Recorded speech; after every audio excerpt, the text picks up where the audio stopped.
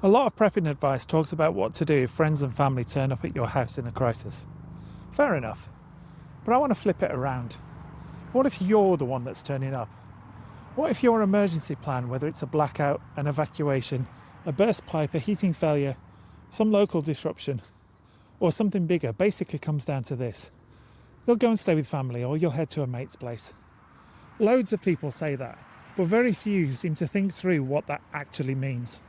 Because if your bug out plan is just go to someone else's house, then I'm sorry, but your plan is not finished. And if you do end up going to someone else's home in an emergency, don't arrive with one handbag and a look of expectation. The first thing is the mindset. If you're bugging out to friends or family, you're not arriving as a guest in the normal social sense. You're arriving as a temporary member of a stressed household, and that is a very different thing. Your presence affects their food and water, their heat and electricity, their privacy, their routine and stress levels, and quite possibly their finances as well. So you need to drop the normal social script. This is not, oh lovely, we're going to stay with Sarah for a few days.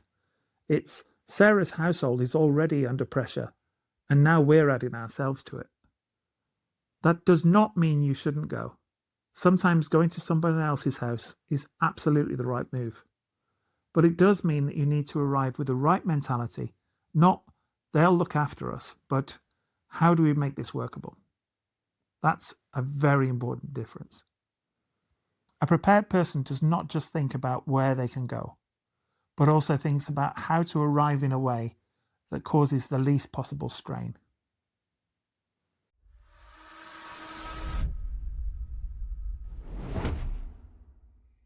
This is one of those topics that sounds a bit awkward because no one likes to think of themselves as a burden. Everyone likes the comforting version. If things go bad, then there's somewhere I can go. Nice thought. But the uncomfortable question is, what exactly are you arriving as when you get there? Are you a guest? Are you a refugee? Are you an extra pair of hands? Or are you another mouth to feed? Because in normal life, staying with friends or family sounds cozy. In a real disruption, it's a completely different thing. This is not a barbecue. It's not Christmas. It's not a little sleepover. If you're arriving at someone else's house during a major crisis, your role is not that of an honoured guest. Your job is to be low friction, useful, and absorbable. So let's talk about it. Do you actually have a place to go? This is the next uncomfortable truth. A lot of people say that they have a bug out location, but what they actually mean is they have a relative with a spare room who doesn't know that they've been volunteered. That is not a bug out location. That is a daydream. If your emergency plan depends on going to someone else's house, the first problem is not geography, it's consent. Do they know? Have you discussed it properly? Have you talked about numbers, duration, children, pets? What would trigger it? What would you bring? And what happens if they're already hosting someone else? And with pets especially, don't leave it vague. You want to know what kind of animal it is, what size it is, how it behaves, whether it needs medication, whether it gets on with other animals or with children. Can it be crated? Does it bark at everything? And is it likely to bolt? All of that matters. Have that conversation now while everyone's calm, fed, and not standing in the dark with a phone on 12%. This does not need to be some strange bunker-themed summit. Just raise it like a normal adult topic. You can do it over dinner, at a family gathering, while talking about storms, heating bills, travel, whatever, but raise it. Because a lot of people do not actually have a bug out location. They have an assumption involving someone else's spare room. Have you actually agreed this with them? Or have you just been mentally spending their resources? Because being related to someone is not the same thing as being part of their plan. And this is especially true in Britain, where most people are not living in giant houses with endless spare bedrooms. A lot of people are in terraces, semis, flats, or small houses, already juggling heating costs, privacy, kids' work, and all the rest of it. So before you tell yourself, Well, if things go wrong, we'll just go to my sister's. Make sure your sister has actually heard this excellent plan and agrees with it. Because hospitality is not the same thing as capacity, and being loved is not the same thing as being logistically supportable. When do you actually leave?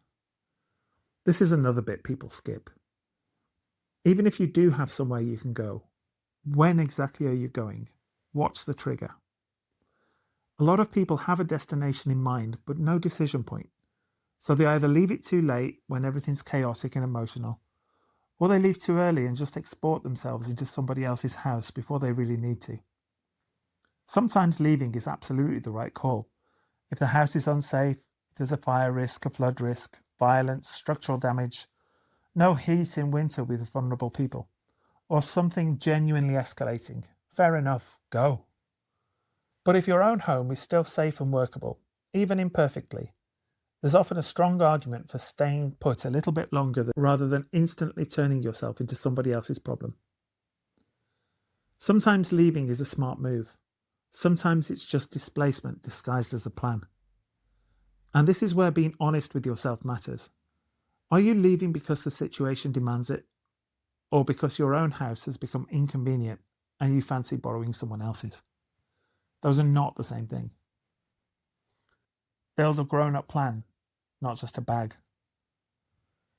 This is where a lot of people fall down. If you're going to someone else's home in an emergency, don't just bring yourself.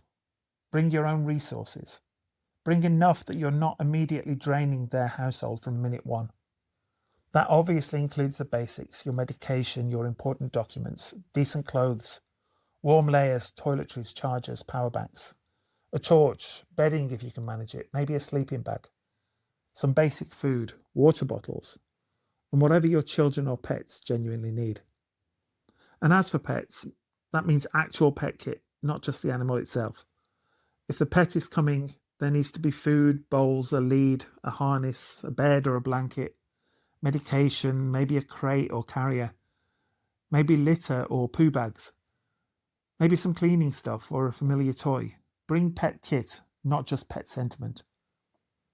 And if you own genuinely useful household or camping gear, bring that too. A lantern can be useful, a stove, extension leads, blankets, camp beds, sleeping mats, or even a tent in some circumstances can all make the household more flexible.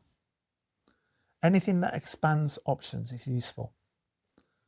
Even if you do not end up needing all of it, it's far better to arrive with capability than to arrive empty-handed and start living off theirs. And this is where prepping stops being a vibe and becomes practical.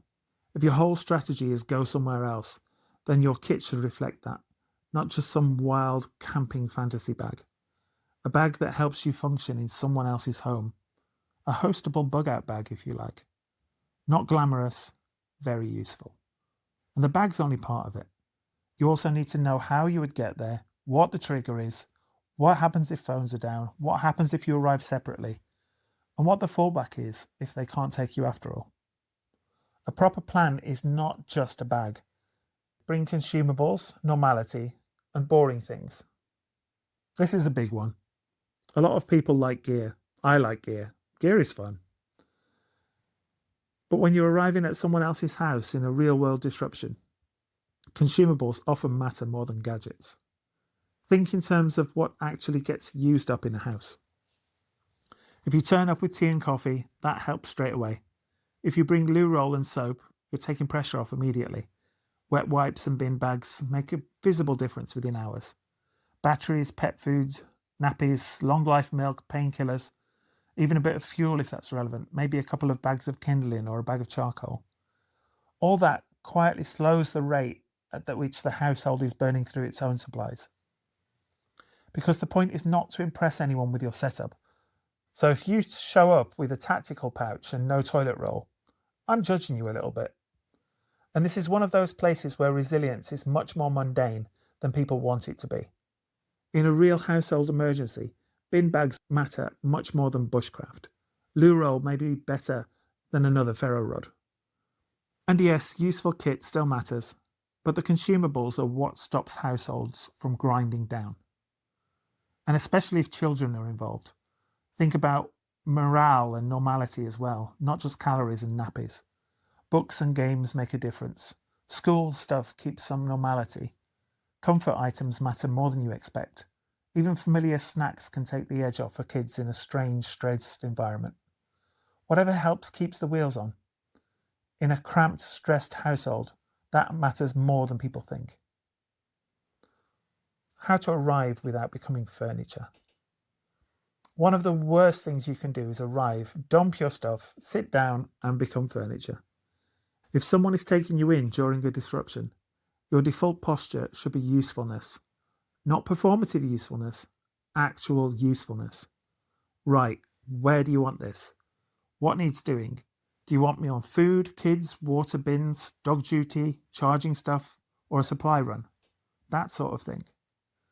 Don't wait to be parented. Don't stand there radiating need. And this matters for two reasons. First, because obviously it helps. Second, because action calms people down. In stressful situations, having a role is good for morale. It gives people structure. It gives people focus. It gets them out of their own heads. This is one of the reasons I bang on about resilience rather than just stuff. Useful people are resilient assets, and usefulness comes in different forms. It's not all chopping wood and looking stern. People who can cook, organise, clean, repair, carry, babysit, walk dogs, keep things tidy and generally make life easier are worth their weight in gold, even if they don't own the fanciest kit. And be honest about your limitations. If you're shattered, bad under pressure, squeamish, hopeless with tools, useless with kids, or liable to get lost, say so.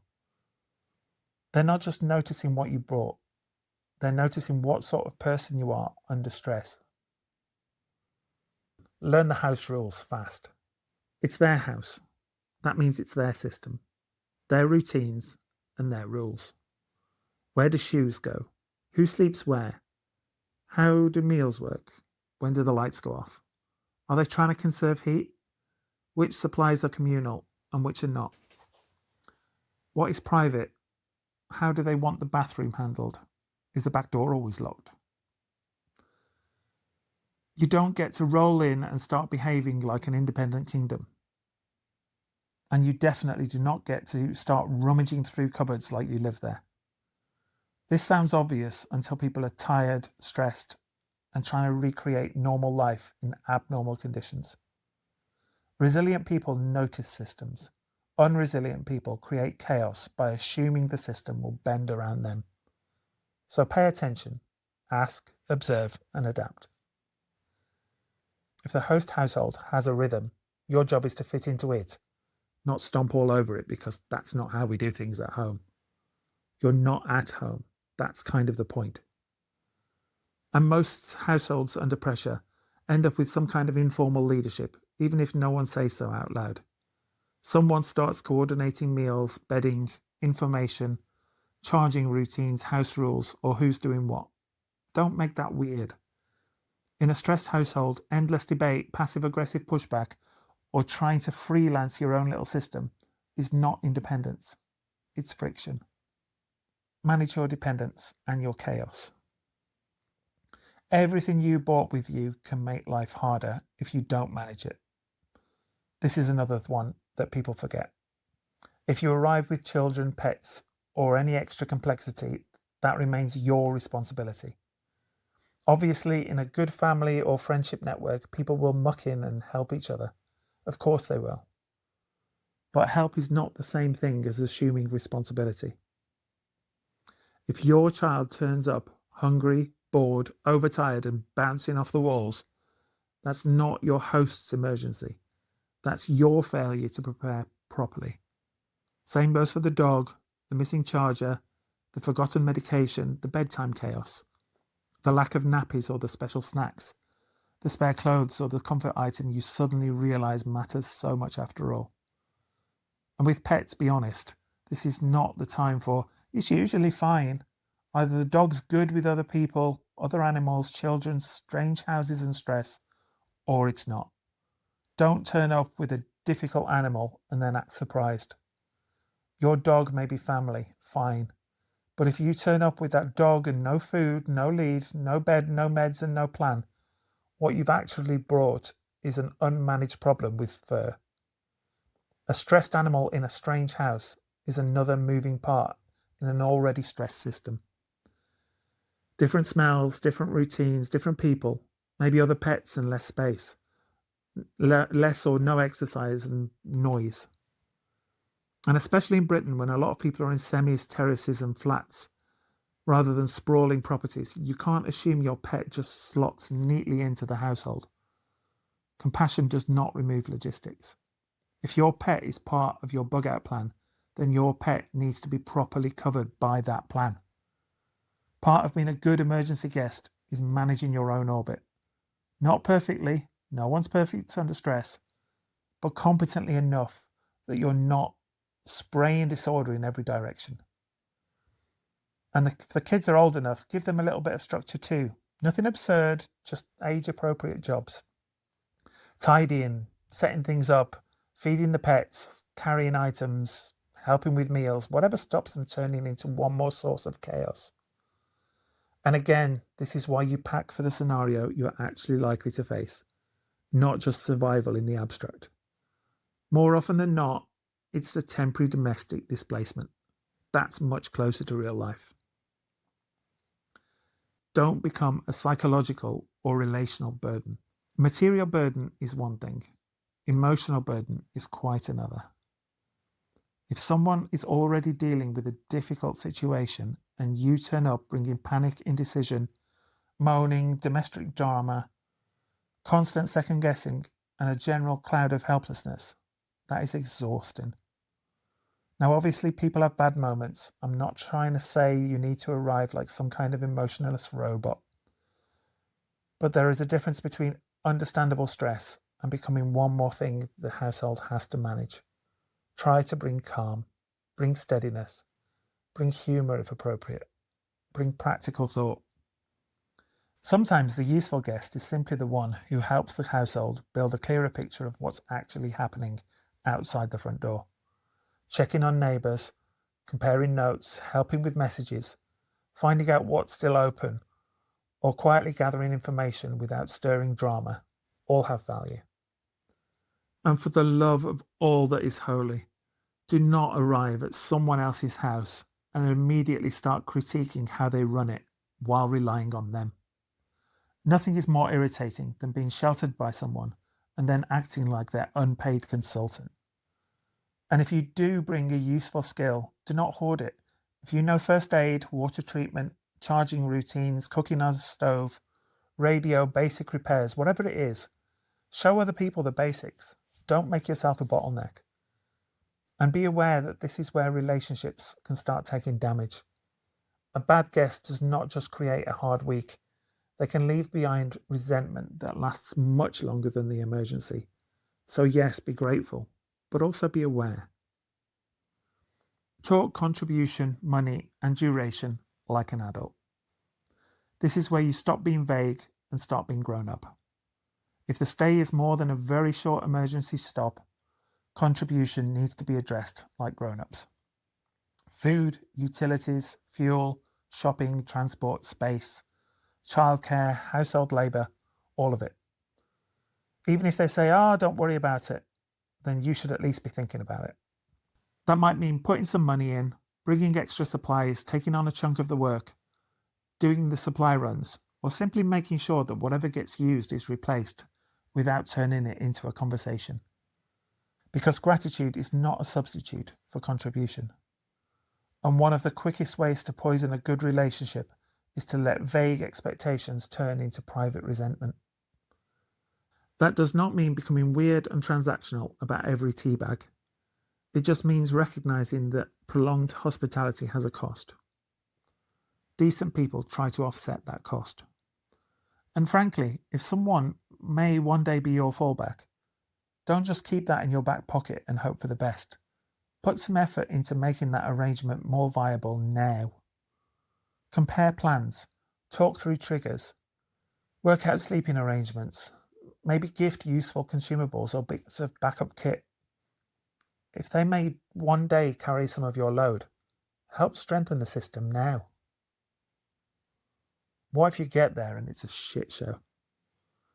This is the bit people really don't want to think about because it means admitting that fallback might be crap. What if they say no? What if they're full? What if they say yes to you but no to the dog? What if they're away, unreachable, already hosting someone else, or have simply changed their mind? What if you get there and it's worse than you expected? Too many people, no space, bad atmosphere, hygiene gone to pieces, kids everywhere, pets not coping, someone unstable, no real plan, and clearly not sustainable. What then? Because a grown-up plan has to allow for the possibility that the fallback fails. Maybe a hotel, maybe a campsite, or your car for a night. Maybe going back home if the original reason for leaving changes. I'm not saying those are all brilliant. I'm saying a plan that only works if every assumption holds is not a very good plan. It's wishful thinking. Have an exit plan, not just an arrival plan. This is the last big point. Don't just plan how to arrive. Plan how not to stay uselessly embedded forever. If this goes along a night or two, what next? What conditions would let you go home? What conditions would let you move on elsewhere? Can you become more self-contained over time? Could you shift into a tent in the garden, an outbuilding, a nearby campsite or a cheap hotel, or another relative's place, or even your vehicle in some circumstances? And don't build the whole thing around one house, one route, and one stash of gear. If all the supplies, all the plans, and all the hope are tied to one house, one route, and one assumption, that's not resilience. That's a single point of failure. Because temporary hospitality works best when it is actually temporary, or at least becomes more manageable over time. The worst version of this is arriving with no contribution, no plan, no timeline, and no thought beyond, they'll sort us out. So, if your emergency plan involves going to someone else's home, here's the blunt version. Don't turn up as an extra mouth and a vague plan. Don't confuse affection with capacity. Don't assume that because someone loves you, they can effortlessly absorb you. And yes, do not arrive with that one handbag and a look of expectation. Come with supplies and useful kit. Turn up with your own admin squared away. Be ready to work, be ready to adapt, reduce friction rather than increase it. Because prepping to bug out is not just about having stuff. It's about being easier to absorb into a stress system. And if your bug out plan depends on somebody else's house, then part of your preparation should be becoming the sort of person that they can actually bear to have there. If you enjoyed this one, please subscribe, because this is exactly the sort of thing I want to do more of. Practical resilience, and not just kit for kit's sake. And in the comments, be honest.